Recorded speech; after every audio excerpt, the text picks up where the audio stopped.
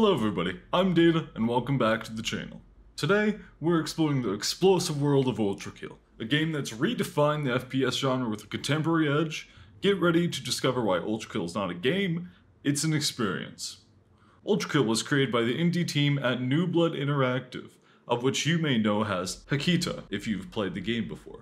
It merges the nostalgic feel of 90s shooters with innovative gameplay mechanics. It launched in 2020, and it's captivated gamers on Steam and GOG alike. Yes, if you don't know what GOG is, now you do. It's not just a nod to the classics, it's a fresh take on what made them great. At the heart of Ultrakill is its exhilarating gameplay. Think of the speed of Doom, the precision of Quake, and crank it to the max. You've got an arsenal of weapons, each with unique secondary fire modes. The twist? You heal by bathing the blood of your enemies.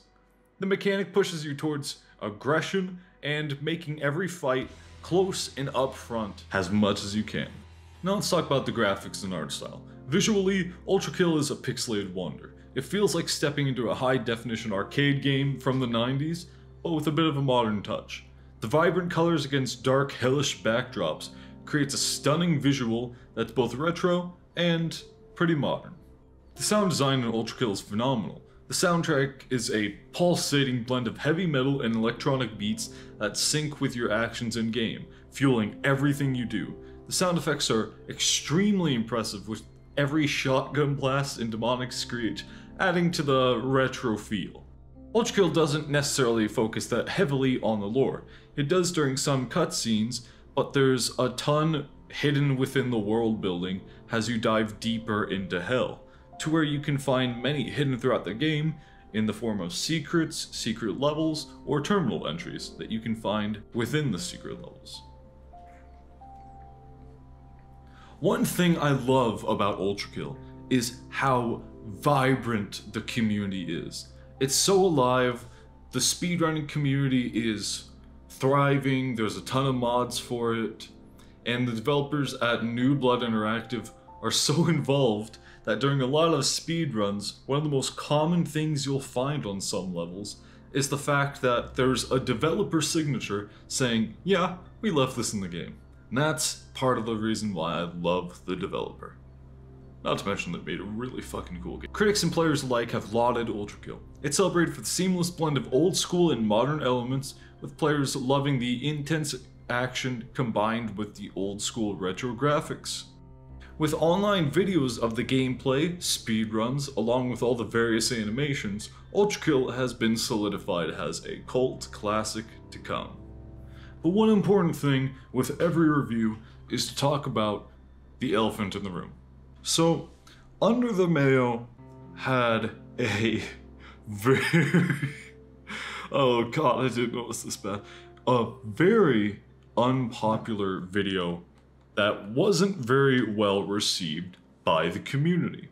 Now, personally, I think his editing style is a little over the top. I'm not sure if he's changed since then. I haven't ever personally watched him. But ultimately, I think that he treats it as a general win more than just the fact that the Ultrakill developers, Hakita, God, I hope I'm pronouncing his name right, loves the community enough to give out constant updates. Now, I will not lie, the fact that So personally, throughout the entire playing of the game, I found that I typically just instantly die more than the health cap being that impactful. It prevents the drill from being a big enough crutch to where you can just cheese entire bosses with it. But aside from that, I don't think there's much reason for the cap aside from has a learning curve for the game, you know, a higher skill floor. But Under the Mayo seems to think that the style doesn't matter. And to a degree, I'll give it to him, but also to a degree, I'm gonna take it away from him. Because one important thing with the style to keep in mind is it's a difficulty tweak. You know, it's for people wanting to 100%, because if you P-rank the game, you find some bosses that you literally cannot access without P-ranking. They're locked behind specific P rank doors. And I don't want to need to, say that that's a big spoiler, but let's be honest. Such few people ever find it without looking it up that it doesn't make too much of a difference anyways. And I didn't even tell you the levels they're on. But yeah, if you P rank certain sections of the game, you will find specific bosses.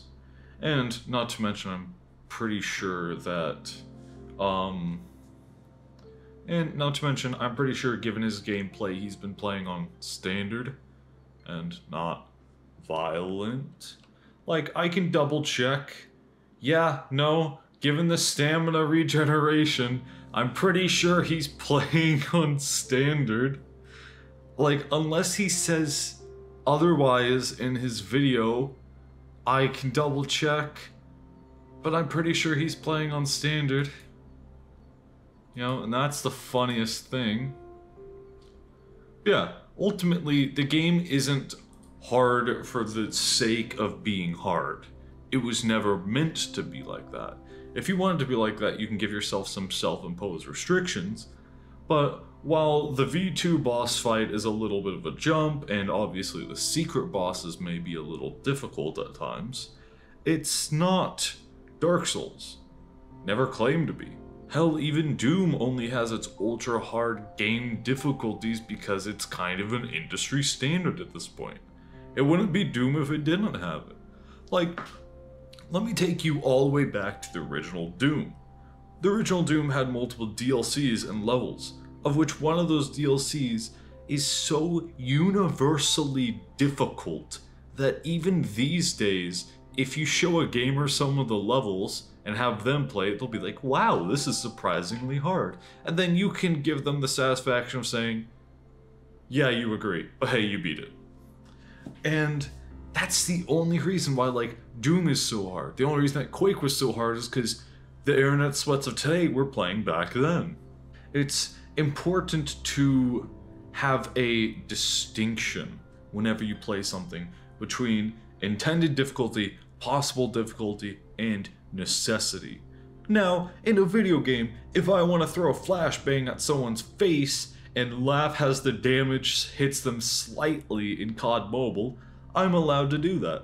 If I want to do a rocket jump in TF2 and absolutely fail and fall on my ass, I expect to be able to do that as well. I would love to do a fucking marker gun, but we all know that's not gonna happen. But yeah, like, if you want to speedrun it, you can. If you want to give yourself some difficulty, you can. But one thing that I love about the game that I feel that he disregarded is it's made for everyone. It's not meant to be a rage game. It's not meant to be impossible. Even violent difficulty is wholly feasible, just perhaps not for first-time players. And I feel that that's one thing that he just kind of ignored in its entirety. It's not hard for the sake of being hard. It's easy for the sake of being playable. And anyways, that pretty much ends up my rant. I'm sorry. If you like the video, make sure to drop a like, drop a subscribe. God, every YouTuber says that, but it really does help. And drop a comment. Please, I love your guys' comments. I heart them all. I read them all. I might reply to them. No guarantee, but I will definitely like them. And yeah, if you have any recommendations on any game that you want to see videos on, if there's something specific you want to see in Ultrakill, like maybe you've seen one of my speed runs and you want me to tell you one of those things, because there's really not a lot of videos on speedruns if you take a look at them. You know, Ultrakill is a wonderful community, very vibrant, very well spoken, but it's ultimately kind of lacking in the speedrun education department. I'm sure if I talked to a speedrunner, that would be fine, but there's like virtually no public materials to reference. Like there's one Google Doc from a year ago. That's a little bit too verbose for my taste, but hey, it's there. Yeah, if you have any recommendations, anything you'd like to see, anything you want to hear, then make sure to drop a comment. As always, I'll see you guys later. Peace.